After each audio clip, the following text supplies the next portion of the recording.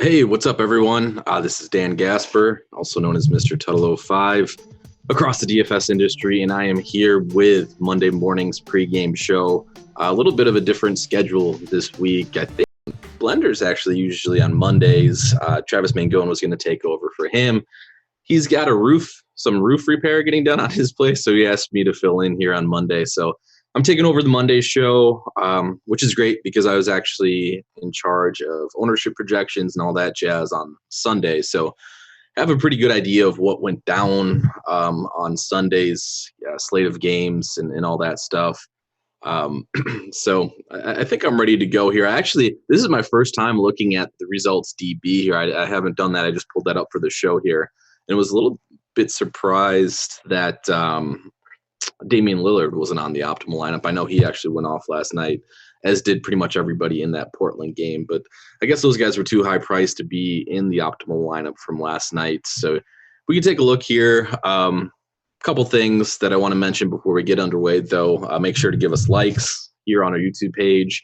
We're running a bit of a promotion that if we get 250 likes, that the grind down tomorrow will be free.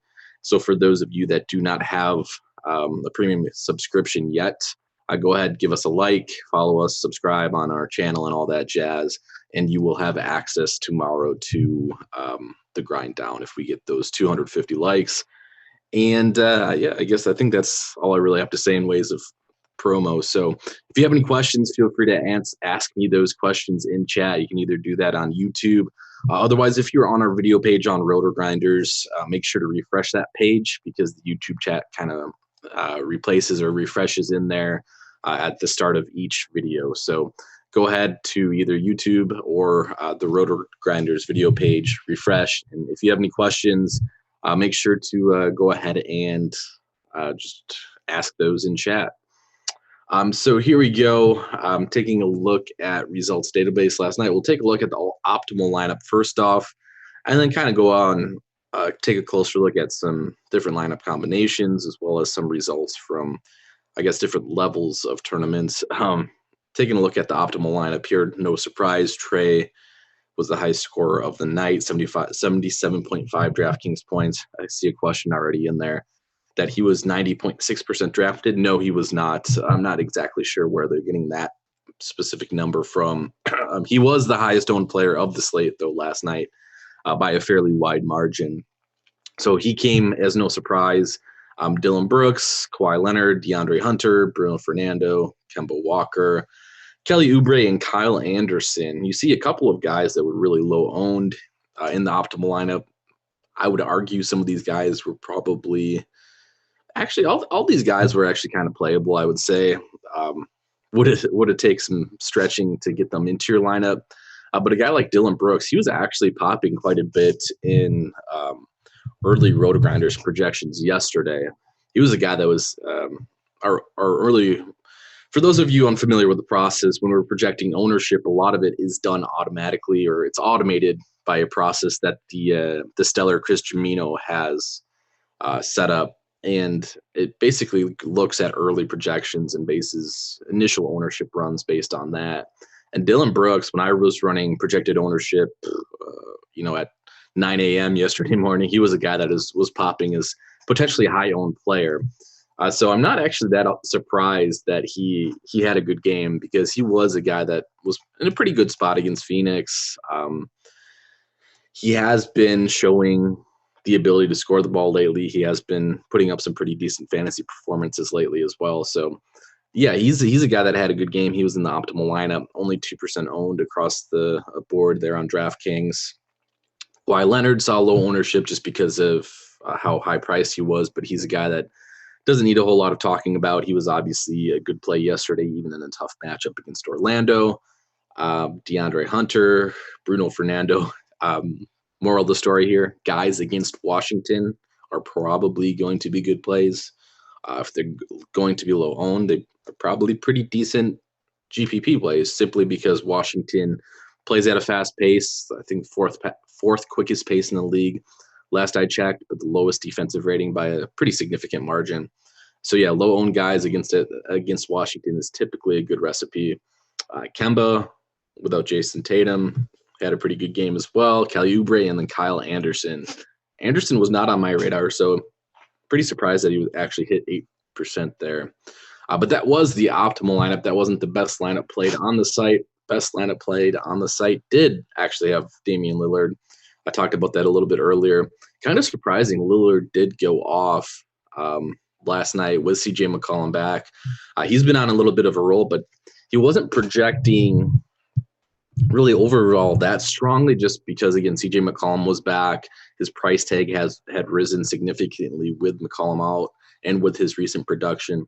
So he was a guy that wasn't projecting to be very high owned, which he wasn't. And obviously not expecting an 84-point DraftKings performance from him. Jeremy Lamb, he was a guy that I played Showdown last night as well. He was in my Showdown lineup. He was a guy that, due to Miles Turner being out, basically some of these Indiana guys saw a little bit of a boost in usage, and he was a beneficiary of that. So very, very stars and scrubs lineup here is basically, I guess, the gist of what you had to run in order to get the best lineup last night. Not a lot of really surprises here. The biggest surprises were kind of these scrubby guys, but it paid off with massive performances out of Damian Lillard and Trae Young. Let's see. Just checking in chat to see if we have any questions. Later, can you touch on Rockets players and groups to set up with them on FanDuel? I can do that. Great lineup last night. Kevin, let us know what your lineup was last night. And yeah, Lillard has been on just a crazy run. And I think his ownership would have been, I don't know how high it would have been. Obviously, it would have been higher than what we saw last night with CJ McCollum back. But if McCollum was out, he would have been another, I don't want to say chalky, but he probably would have been in about that 15 to 20% range, even with that price hike that he saw. So let's go take a look here at some of the contests last night as well, or ownership in the contests is what I want to look at. So we'll do we'll look at some of the different price points here. Let's look at the 888. I'm going to take away the splash, going to take away the $25 single entry, and we'll look at the $4, the $10 single entry, as well as the 100K to first. I believe that was $10 last night, or $15 it typically is, and then the 888 as well. I'm going to sort and see if we see any interesting ownership trends. This is something I haven't looked at quite yet for the day, so bear with me as I do this. Trae Young, I guess the interesting thing here, and I don't know if it's all that interesting. I guess it's not all that surprising, but it is kind of fun to look at his difference, Trae Young's difference in ownership between, single entry tournaments or single entry double ups and multi-entry tournaments. Obviously, a significantly lower ownership percentage. Trae Young, by pretty much every projection system yesterday, was the top overall play on the slate. So very unsurprising to see him as high owned as he was in double ups. And people really thought that they needed to get off of him in tournaments, which I guess isn't necessarily always the case. I was fine with the move last night, I guess, fading him in tournaments, but was a really, really strong play last night. Trying to see if we see any big ownership disparity in terms of some of these high-end guys from the high tournaments. These next couple of guys, I guess there is a little bit more ownership concentration on guys like Elfrid Payton, Jaylen Brown. And Jaylen Brown kind of put up a little bit of a dud, but he was higher owned in some of the higher entry stuff. Jaylen Brown, I think, was kind of an interesting guy last night. Obviously, Jason Tatum was out for the Celtics. Jaylen Brown, I think, was an interesting case just because he was popping so much in projection models at his price. He was $6,500, but by no means did I think he was a must play or anything near a must play. But all the projection systems loved him quite a bit. And so I think it's interesting that you see more concentrated ownership on him in the higher up tournaments. I did think I'm always a little bit more cautious, I think, with people returning from injury, even if it's a short injury stint, than a lot of other people are. I'm typically always on the more cautious side of that. And I did play Jaylen Brown last night, but it did run through my head, like, hey, do I really want to play a chalky Jaylen Brown coming back from injury? Seeing if anything else jumps out. There wasn't anything too surprising, I think, in terms of performance. I guess Doug McDermott would be an interesting one. He was another guy that was a direct beneficiary of the Miles Turner news. The Miles Turner news wasn't extremely late, but I would say McDermott wasn't really he's not an obvious candidate that a casual player will pick up on. Hey, Miles Turner's out. Who are we going to play? I don't think the casual is going to pick up on Doug McDermott really being the guy that we want to target at an expanded role. Projection systems loved him again yesterday, but let's see here. I think I assume he's going to see an ownership spike in the $888. He was 20% owned in the $4, 56% owned in cash, and actually only got up to 25%. I was expecting a little bit higher in the $888. So interesting to see that. He was a guy, again, that is kind of a secondary benefit, not a secondary beneficiary, but he's a guy that was going to see more minutes due to the Miles Turner injury situation. And he actually put up pretty decent numbers for his price tag. And it's something I kind of harp on every show is seeing some potential injury situations and seeing guys that might not get the ownership filtered their way. So Houston, we already talked about in chat. Houston is one of those teams today that James Harden's doubtful. Russell Westbrook's already declared out. So there's going to be a lot of extra minutes to go around. The projection systems that we'll be looking at both on RotoGrinders, or if you have a projection system of sort, a lot of times they're in agreement on who are going to get those minutes, even though there might be there's some speculation involved in that, I guess is the best way to say it. So if you feel like you have a better read or a different read, those are kind of the situations that you can really take advantage of, just because a lot of people these days really do, especially for mass multi-entering, they're relying on a set of projections to kind of create their lineups. So if you have a different take than what the consensus is on what potential rotation minutes may be, that's where you can find a lot of value in tournaments by going overweight on some of those other players that are going to benefit from injury but may not see the spike in ownership that some of these other guys will see. And I'll actually go to that real quick. I'm guessing we don't quite have. Oh, look, Jamino does have ownership posted. Everybody tweet at Chris Jamino because he's awesome for having ownership posted this early. And I'll be interested to see. I'm guessing on Draftkings, which is the site that I have up here, I'm guessing for Houston, Chris Clemens is going to be the guy that pops in terms of ownership, just because he is the guy that is likely to start. He's going to be the high usage guy. He's only 3K on DraftKings. So PJ Tucker actually is the guy that we have listed as getting the highest ownership. Chris Clemens, I would guess that's going to increase throughout the day. I think he's going to be the guy highly touted across the industry. I think Clemens is the guy that, again, he's been the highest usage guy in these situations. If he draws the start, I almost certainly would expect him to be higher on the 13% that we have him at this initial run. But this does kind of point out, I think, something interesting to me. And we've talked about this before. PJ Tucker, I don't like the guy. I don't like the guy at all from a fantasy standpoint. Very low usage guy. Let's go to Record IQ here and see if we have any recent runs. No, we'll select this season for Houston and take a look here in Houston with James Harden. Let's just take Harden and Westbrook off the court for this season. See what we get in terms of usage trends and bumps in fantasy production. My guess is a guy like PJ Tucker is going to remain a low usage player. Only 86 minutes, so we're going to definitely be dealing with extremely small sample sizes here. So we only have 86 minutes of PJ Tucker on the court with neither of these guys on. Like I said, not a high usage player. He's going to be a higher usage player than the 7.5% that we're seeing here. We can't take that, and run with it. He's certainly going to be a higher usage player than that, and he's likely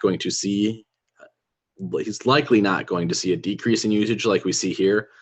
But in general, we see PJ Tucker, very, very, very low usage player. He's a guy that you could argue his role is going to change very minimally with basically with Harden and Westbrook off the court. He's a guy that I would also argue is actually more valuable fantasy-wise with Harden and Westbrook on the court, because he's a guy that's not going to create his own shot. He needs one of those guys to create the shot for him.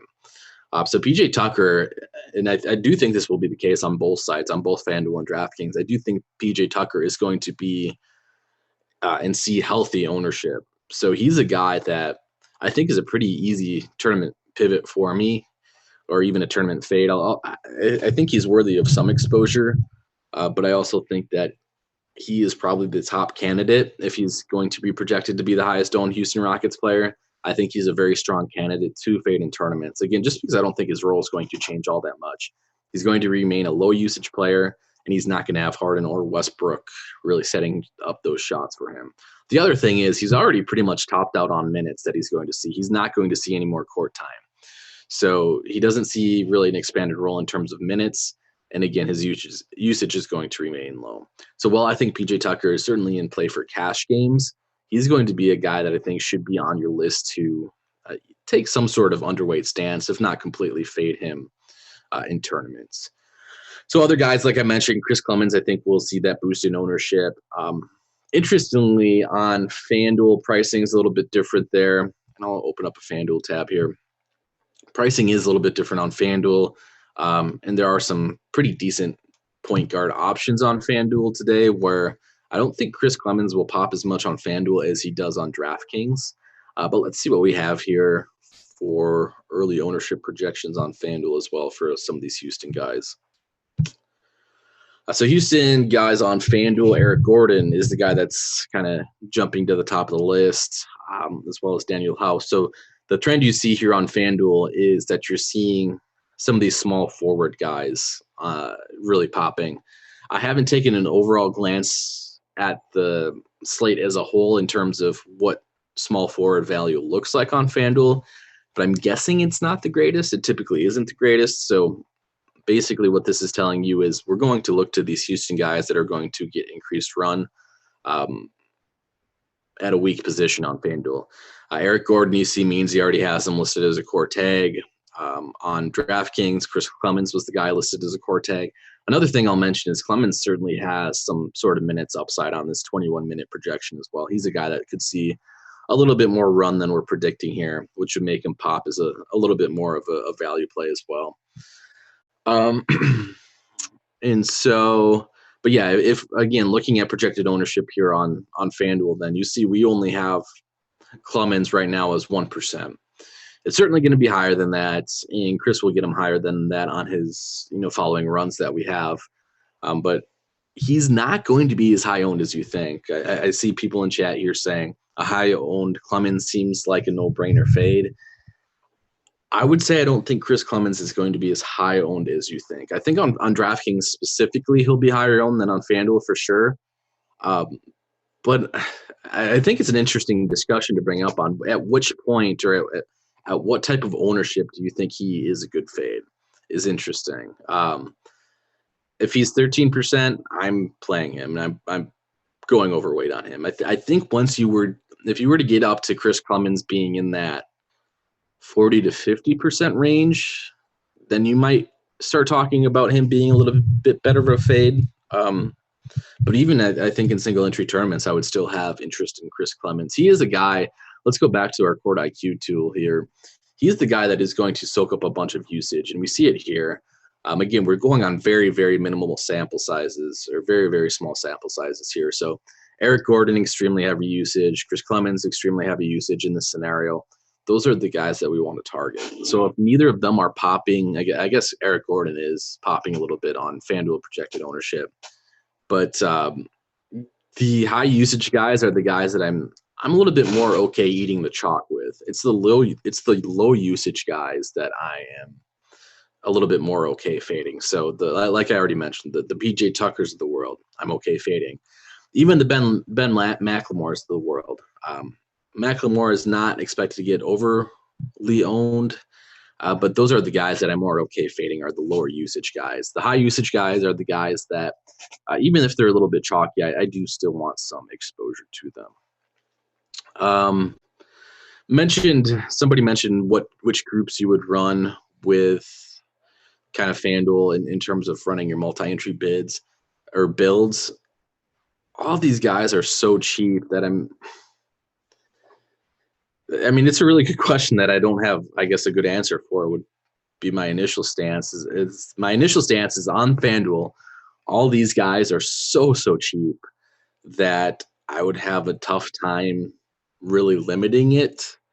I would say maybe max out at 3 Houston Rockets in your lineup, but I don't have I have no problem running 3 of these guys in the same lineup. Even though it's a tough matchup, they are all so cheap that I don't think in terms of groupings that I would do a whole lot really to restrain or refrain them. None of these guys are overly negatively correlated either. In terms of maybe you could argue that Chris Clemens and Austin Rivers are negatively correlated if those guys are going to be the guys that are soaking up the majority of point guard duties, and maybe then you could run grouping where you only want one of the two between Chris Clemens and Austin Rivers. But in general, I'm fine. 3 of these guys in a lineup, I'm fine with on FanDuel because of their pricing. And if I were to make any groupings where I'm trying to exclude one of these guys from being in the same lineup with the other, I guess the initial thought would be maybe Austin Rivers and Chris Clemens, just because their minutes may be the most negatively correlated. But I don't even feel that strongly about that. So, and in general, I think, it's not a good spot. It's not a good matchup, but the minutes are going to be there, and they're so cheap on FanDuel that it's okay to run a lot of these guys in the same tournament lineups. They're not going to cannibalize each other to the extent that some higher priced guys are. If we start talking about Clint Capella, though, then we probably don't want to go overboard here. I would still be fine with 2 or 3 Rockets on FanDuel with Capella in the lineup. But I guess the story would be a little bit different on Draftkings, where some of these price tags are a little bit more, a little bit tougher to stomach, like a 6,900 Eric Gordon. We had somebody ask about Eric Gordon in chat. A 6,900 Eric Gordon is a good tournament play, I'll say, because I don't think you'll see ownership. And you can see here our early projected ownership on Eric Gordon is only at 4%. That price tag is going to scare a lot of people off. Especially because his early season production has not been very good. But if we do have Eric Gordon of years past where, he is almost the de facto point guard, where he's handling a lot of the ball, where he's not going to see the 40% usage rate that he's seeing this year in 62 minutes with those two off the court. But if he sees that 30 to 35% usage rate, which seems somewhat not likely, but within the range of outcomes, then I think he's still a fine play at that $6,900 price tag. So I think he's a fine tournament option, even though he is expensive on DraftKings. I don't think I would have exposure to him in single entries personally, but in multi-entry runs, he is a fine inclusion, or he's fine to include in those multi-entry runs. Is Capella a bit? Excuse me. A question that we have here in chat: is Capella a pivot off the low-priced Houston players? So Capella is an interesting case, and he's kind of, I don't know where you stand on Capella. I think you can take a stance either way on Clint Capella. He's a guy that, at his price tag, honestly, I think I'm probably more likely to be underweight on him, even at low projected ownership. 5% owned is what our current projection is on FanDuel. 8%, I think it was on DraftKings, or 9%. He's a guy, I guess speaking DraftKings specifically, that where we have these ownerships up now, I would rather play Eric Gordon on DraftKings than I would Clint Capella. He's another guy that I think you could actually make the argument where, I don't know if we'll see it with the small sample size. You see he actually gets a huge boost here in production sample size. But if you take a little bit closer look, a lot of that is very, very heavily inflated. We're talking about, with Clint Capella this season, he's only played 21 minutes with James Harden and Russell Westbrook off the court. And he obviously had an insane run in those minutes where he got a lot of blocks in those minutes and he got a lot of rebounds in those minutes. He's a low usage player that, honestly, I think he's a better play when somebody like Russell Westbrook or James Harden is in the lineup. He's another guy kind of like PJ Tucker, low usage, that is going to perform better when the defense is more focused on Harden or Westbrook, kind of drawing the defense away from him or away from the rim.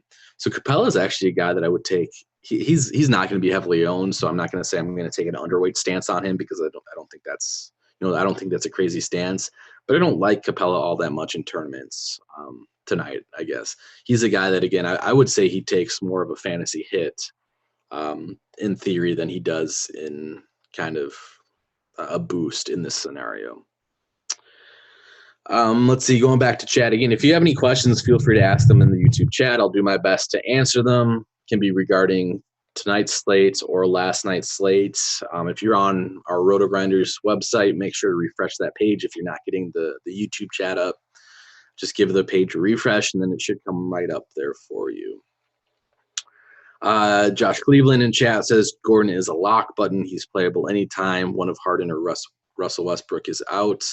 A few comments on that. I don't disagree on FanDuel, and I don't disagree where he's low priced. Again, his price tag on Draftkings is at a point where I don't think he's a lock button. I think, as I mentioned already, that Gordon is a pretty good tournament option, just at a low ownership.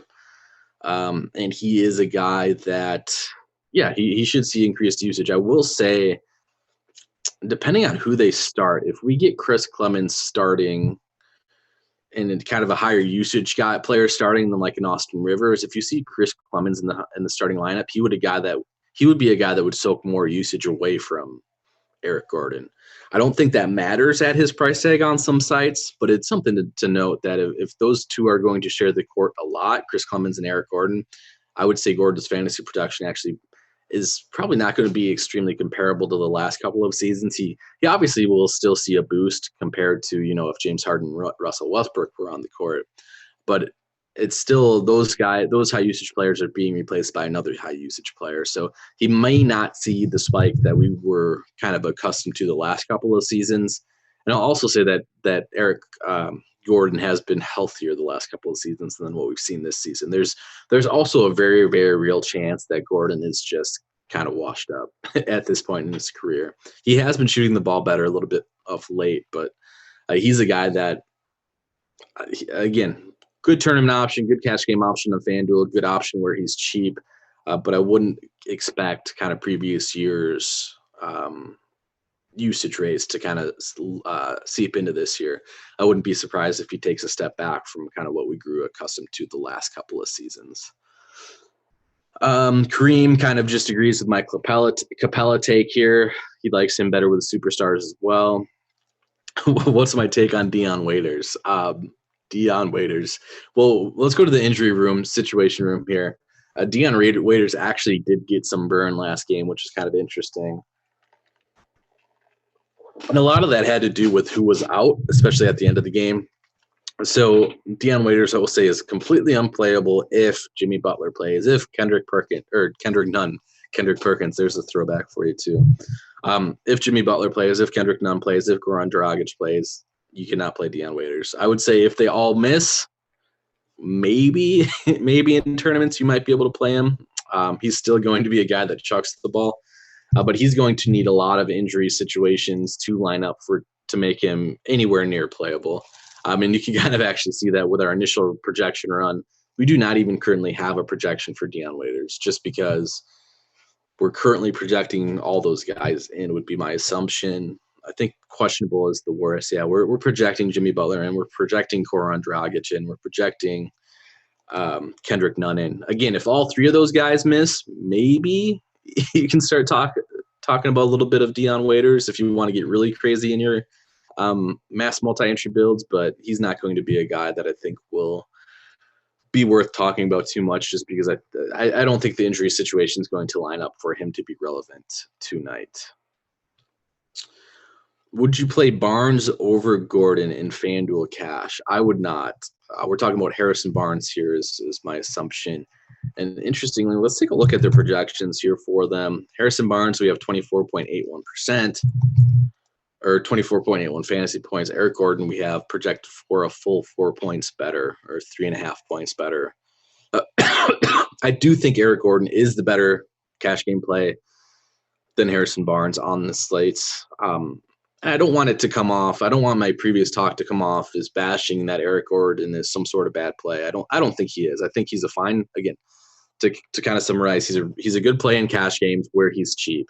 On DraftKings, I wouldn't say he's out of cash game reach, but I would say he's an okay tournament option just because there is a chance that he hits really high usage rates with Harden and Westbrook out.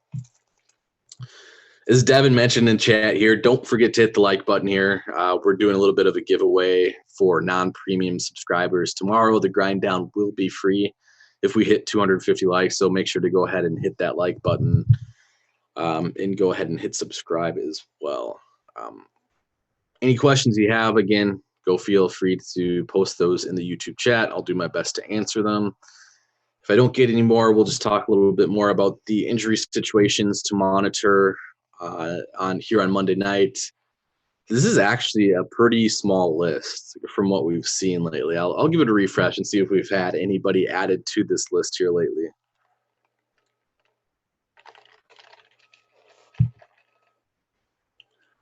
So nobody added yet. Yeah, so this is a pretty small list really for even a 6-game slate injury situation-wise. There's not a whole lot of impact.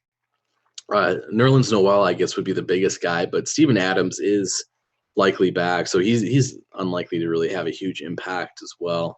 So really the biggest injury situation to monitor currently, obviously we have the Houston, but then also would be the Miami. So kind of want to see what happens there with the Jimmy Butler news, and again, Goran Dragic and Kendrick Nunn. So I will say that Miami situation could get interesting, and really any other injury situation that pops up throughout the day could be interesting is potential pivots off of that Houston chalk.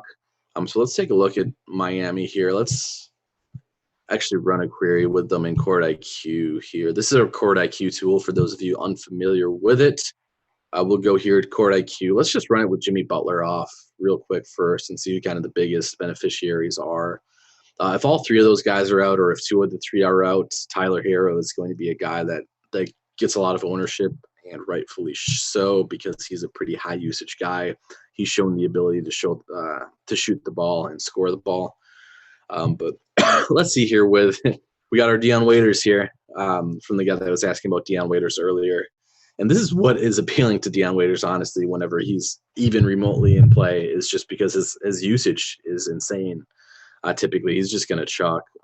But I don't foresee him being relevant on tonight's slate. So if Jimmy Butler's off, again, a lot of the guards would be the biggest beneficiaries. I'm not expecting Justice Winslow back. Kendrick Nunn and Goran Dragic are both questionable. Those two would be see increases in usage. You see Dragic here with 3.4% increase in usage. Hero increase in usage as well. And in terms of production, we're looking at, minimal impact, fairly minimal impact, I guess, for Dragic and Tyler Hero. But yeah, Dragic, Hero would be the guys I would be looking to if Jimmy Butler's off. I guess that's not real eye-opening in terms of tournament options. But hopefully we'll have a different injury situation that kind of pops up throughout the day that will give us some more pivots off of some of these Houston guys. All right, we're getting some questions coming in here. Would you stack Clemens with Eric Gordon? And if not, who would you choose for FanDuel cash? So cash, I would be fine playing both. Again, I will say, though, initial builds on FanDuel, I do not think Chris Clemens is a must on FanDuel. I think he's a fine play, fine point per dollar play. But in terms of positional scarcity, I think a position like point guard is stronger than a position like small forward. So really it makes sense to spend up on point guard and not play Chris Clemens and just play these guys like Eric Gordon and Daniel House at the small forward position, just because you see here, I mean, even just looking at projections can show you that you're not losing much by not playing these Houston guys at small forward. It's really a weak position. Highest salary wise, or highest priced player on FanDuel tonight at the small forward position is $6,200, and that's Danilo Gallinari. So you're not missing out on a whole lot here. 32.88 is the highest projection at small forward for Gallo as well. Whereas if you go to point guard, you see Luka's at point guard. We have De'Aaron Fox at point guard as well at only 7,700. So I don't think Chris Clemens is a must for cash games by any stretch on FanDuel. I think he's a fine cash game fade actually on FanDuel. I would be more inclined to play the two small forward options. If I'm like trying to limit myself to two, which I don't think you have to do, But if I were to limit myself to 2 options on FanDuel or those Houston guys, it would be most likely it would be Eric Gordon and Daniel House, just because of their positions that they play. Houston chalk is going to bust so bad, back-to-back with travel, Denver to Utah. Look at what happened to the Pacers recently. Nobody got there. I do not necessarily agree with this, or disagree with this, I should say. The only note I will add is that, again, we're looking at some really low-priced players. So it's a little bit more difficult for these guys to bust and completely take down your lineup, just because we're not talking about, extremely high-owned guys. This is similar. Last week I talked about kind of the Trae Young, or last week was the Clippers, actually, situation without Kawhi. Lou Williams didn't really get there, but he was a little bit more more costly. Montrezl Harrell did get there last week as well. But again, this week tonight, we're really talking about, depending on what site you're playing on, we're talking about extremely low investments on these guys. We're talking about, what was it, 4,400 for Eric Gordon on FanDuel. The highest priced player, Clint Capella, don't have a ton of interest in. So if we're fading Clint Capella and we're only looking at these other low priced guys on FanDuel, it's tough for them to really bust hard and really take down your lineup. So it's kind of a different kind of chalk, I guess, in that sense, in that they're extremely low owned, which makes their downside a little bit less trivial, because there is certainly downside here, but at their price tags, it's something that I'm not too concerned about. On DraftKings, though, again, it's a little bit different of a story, because on DraftKings, we're talking about Capella's pretty high priced, and Eric Gordon's pretty high priced as well. Macklemore, I wouldn't really have any interest in that 5,800. So I would say, again, it's site dependent here, but on FanDuel, I'm fine eating that chalk. And on DraftKings, I would be a little bit more inclined to kind of steer towards these lower priced options, because, again, there's less overall risk with kind of investing in these 3K options than there are the higher priced options on DraftKings.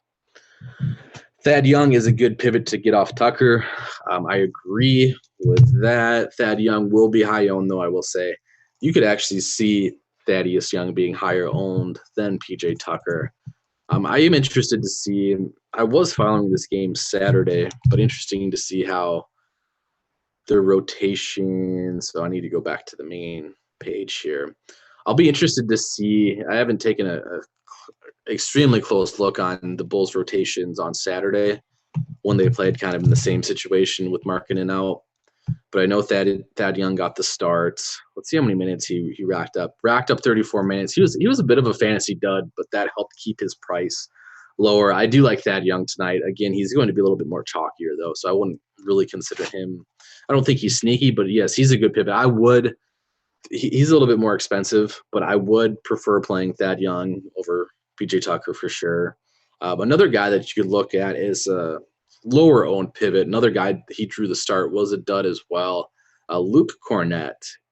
He's another guy that's not extremely high usage player. I'm kind of like PJ Tucker, but he will score the ball a little bit more often than PJ Tucker. So if you're looking for really like a low owned pivot off of Tucker, I have no problems going Cornett in a few lineups. I wouldn't go there in single entry. But you can see here, even at we have him projected for only 20 minutes, and some of this will depend on if he's in the starting lineup again or not. But if he is in the starting lineup, he saw 24 minutes last game, and his second quarter rotation got cut short. So, yeah, I mean, I actually think there's some minutes upside here to Cornett where he could get more towards that 25-plus minute range. And if you start doing that, then you're starting to look at him being actually probably one of the better value plays on the night. Let's give him 25 minutes in our projections here. And if you do that, yeah, he's one of the better value plays on the night if you do that, or if you even up him a little bit. So, yeah, our current projection for him is 20 minutes, but I think there's room for improvement on that projection. Thad Young is the better option in cash games, et cetera, et cetera. But if you're looking for a low-owned pivot off of PJ Tucker, I don't mind Cornett. Let's see here, Gallinari or Bogdanovich in FanDuel Cash. Honestly, I'm probably playing the two Houston guys would be my lean in FanDuel Cash. If I had to pick between the two, Gallo would be the guy for me. But I think on FanDuel, it makes a lot of sense to play the two Houston guys there. Thoughts on Towns? Seems like he should smash and run it back with Fox. Yeah, Cat has been absolutely smashing. His usage has been insane these last couple of games when he's been on the court, returning from injury, getting back into form. So yeah, Towns is an excellent tournament option. Interested to see what we have ownership wise on him. 24% on DraftKings, and on FanDuel, early ownership is around that 25% range. So again, not a low owned guy, but who cares? You don't have to take all guys that are going to be 2% owned. In situations like Houston with significant value, do you care about blowout potential? If you think it stays close, who you like from Utah with a bloated backcourt and Gobert in a difficult spot? Yeah, I'm going to take the second half of that question. Let's look at Utah here and see if any of these guys kind of make for good run back options. I will say, because your investment will be, especially on FanDuel, your investment will be so small on these Houston guys. I don't think you have to run it back. I really don't think you have to, because a lot of these guys, I guess this is kind of answering the first part of the question as well. A lot of these guys are going to still get run in blowouts just because they don't have the bench to give any other players run. Like Chris Clemens is still going to get blowout run. Daniel House is still going to get blowout run. PJ Tucker might not. He's old. Eric Gordon's old. He might not. Those would be the two guys I would be concerned about if you're thinking about potential blowouts. But really, I'm not concerned about blowout run with most of these Houston players.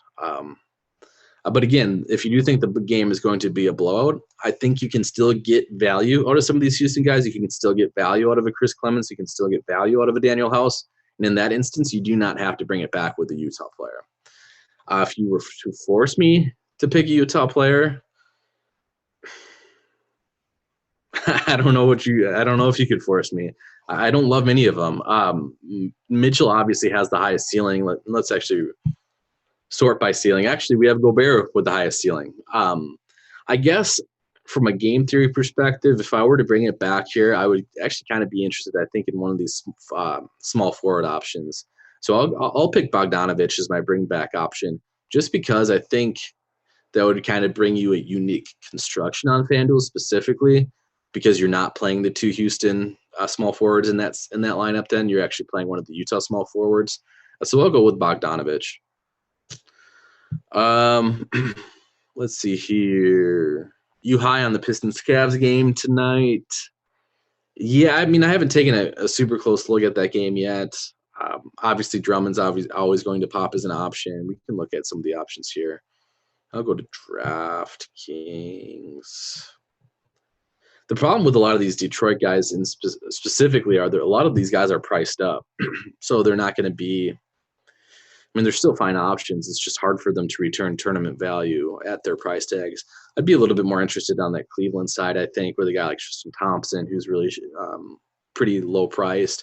Larry Nance has been playing well lately, but his minutes have been a little bit restricted. So I guess from a fantasy, do I think this game could be high scoring? Yes. Do I love it from a fantasy perspective? Not really, just because I don't think there's a lot of value to be had there.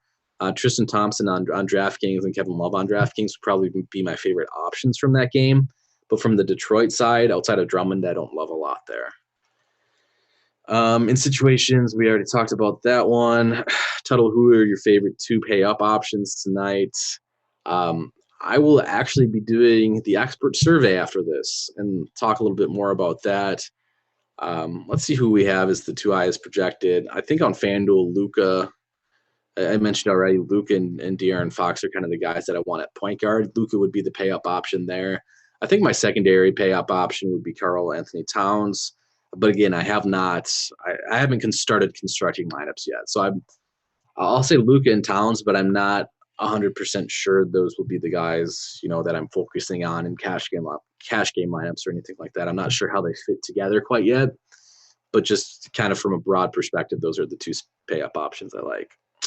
Thad at power forward, we talked about that a little bit. Yes, I do like Thaddeus Young, and I think he is the better play than PJ Tucker tonight if you are deciding between the two, which I think a lot of people may be doing.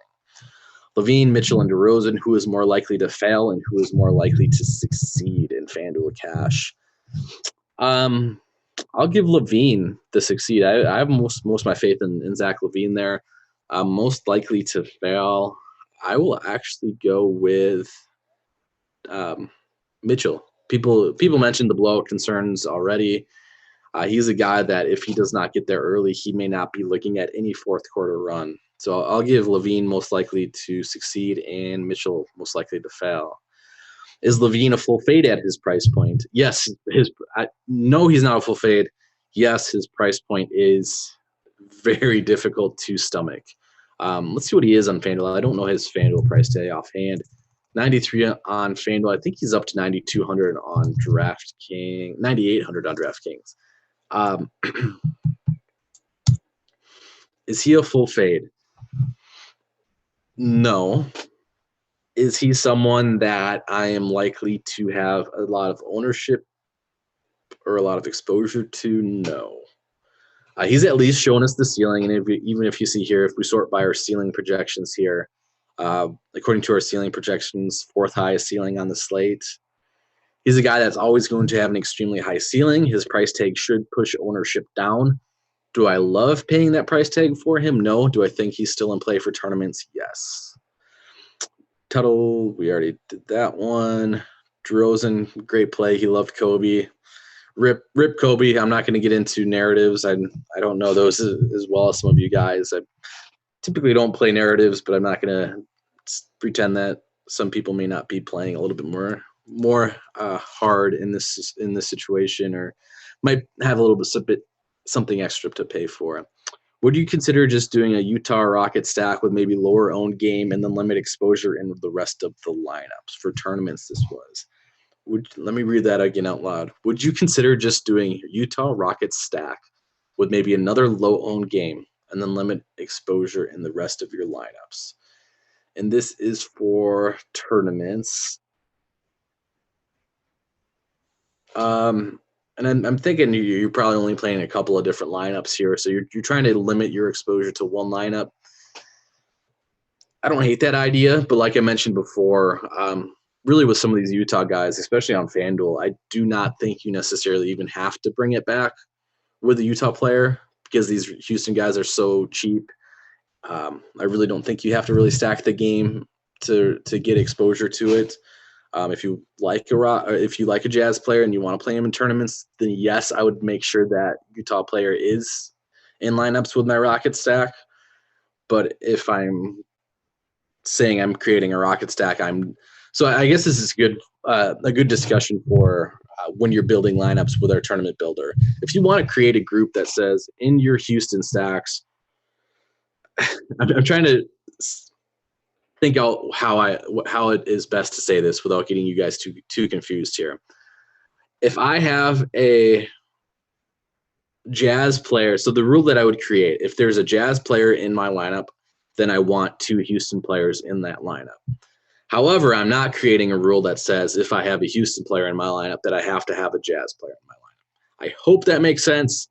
Tell me if it doesn't, but I think I said that in the most kind of succinct, clear way possible. Any Seth Curry without Powell? Seth Curry has been great. I want to see how much his price tag has jumped. Still cheap, 4,300 on DraftKings, 4,300 on FanDuel as well. Yeah, Seth Curry's fine. Other guys that have not yet had big games with Powell out of the lineup and with minutes going elsewhere, and guys that I would be interested in tournaments that will be low owned, Tim Hardaway Jr. He's a guy that is going to get the minutes. He has shown scoring upside in the past. He has not done well lately, but he is a guy that I think is actually a pretty good tournament option tonight. And Dorian Finney-Smith as well. Hardaway Jr. would be my preferred option of the two just because I think he has more offensive upside. But I do think both of those guys are actually pretty decent tournament options on this slate. Is DB mentioned in chat? Go ahead and give that video a thumbs up if you like this or if you're enjoying this. 150, I think, 250 likes, and we'll have the free grind down tomorrow. Is Clarkson a lock on FanDuel Cash? I do not think so, no.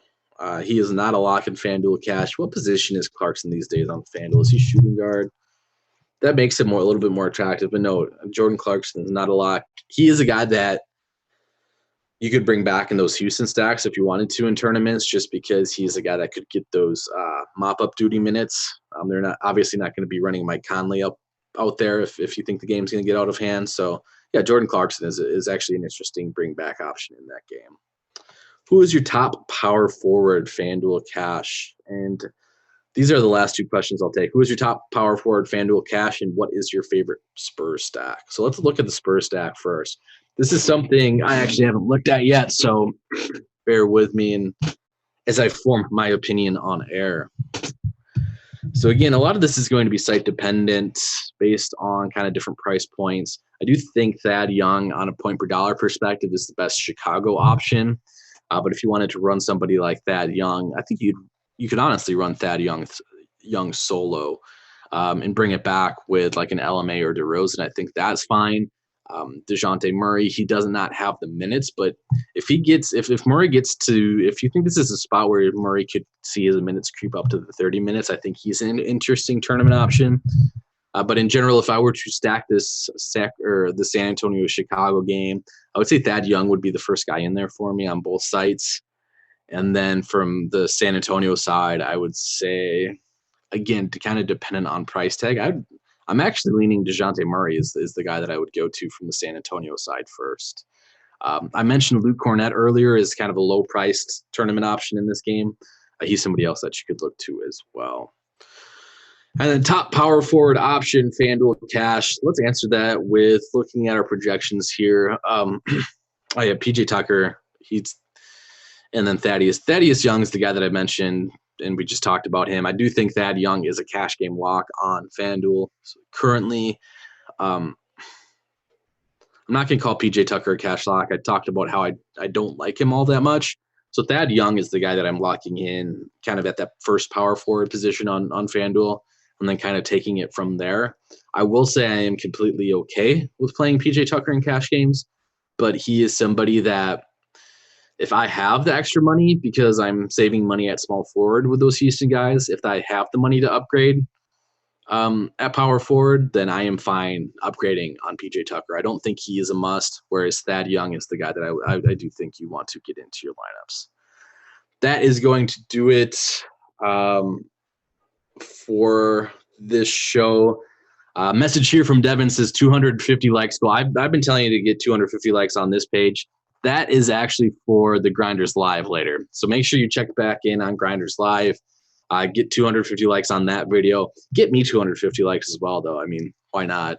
But 250 likes is for the free grind down later on at Grinders Live. So make sure to tune in there and hit the like and subscribe button for that show. That's going to do it, though, for this edition of the pregame. Thanks for tuning in. Thanks for your questions, guys. Again, it's really, really early in the day, so make sure you keep an eye out on a lot of the injury news, because if any other injury news kind of breaks throughout the day, a lot of that is going to help reshape the slate. But that's going to do it, and I guess I'll see you guys next week. I don't have Wednesday. I'll probably see you guys Wednesday next week.